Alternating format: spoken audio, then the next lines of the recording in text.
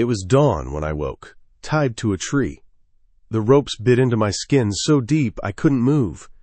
The poachers had left me here, beaten, broken, and meant to die. A punishment for getting in their way one time too many.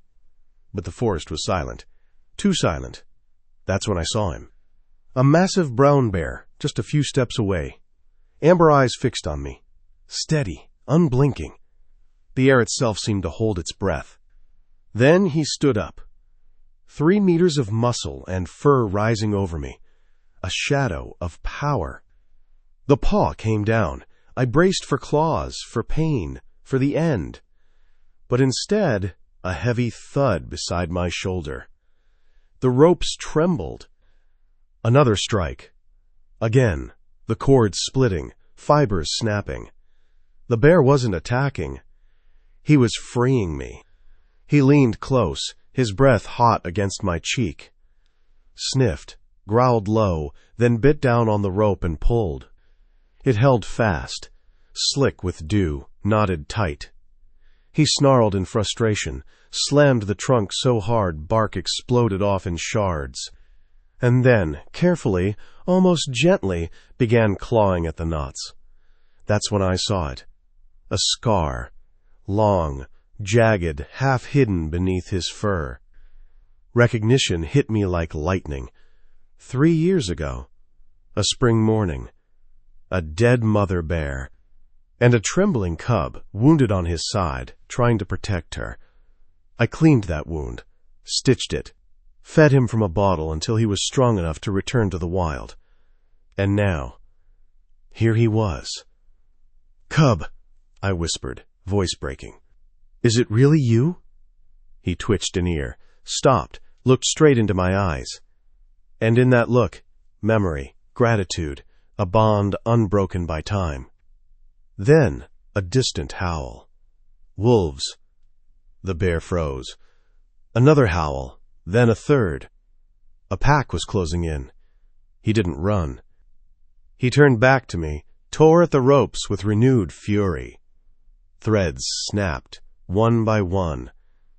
Then the shadows moved, gray shapes between the trees.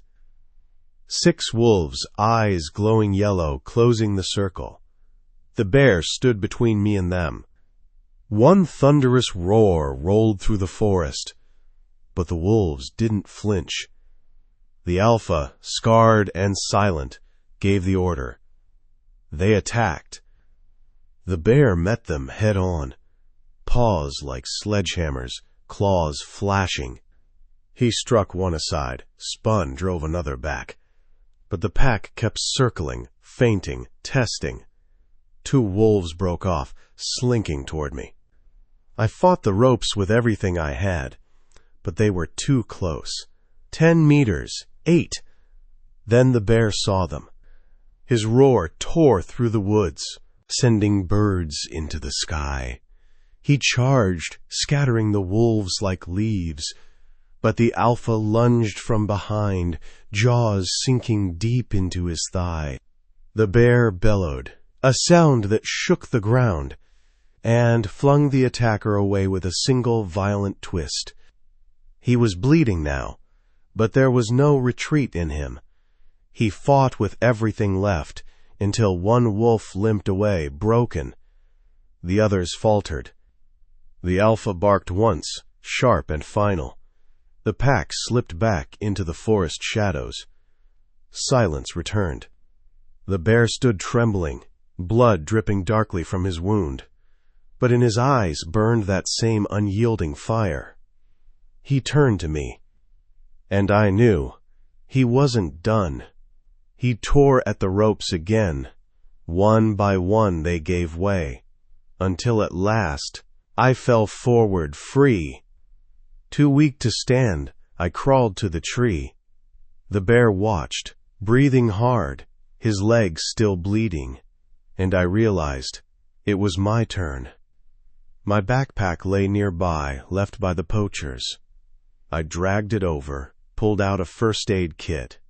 He growled low but didn't move away. "Easy, boy, let me help," I murmured. I cleaned the wound, wrapped it tight.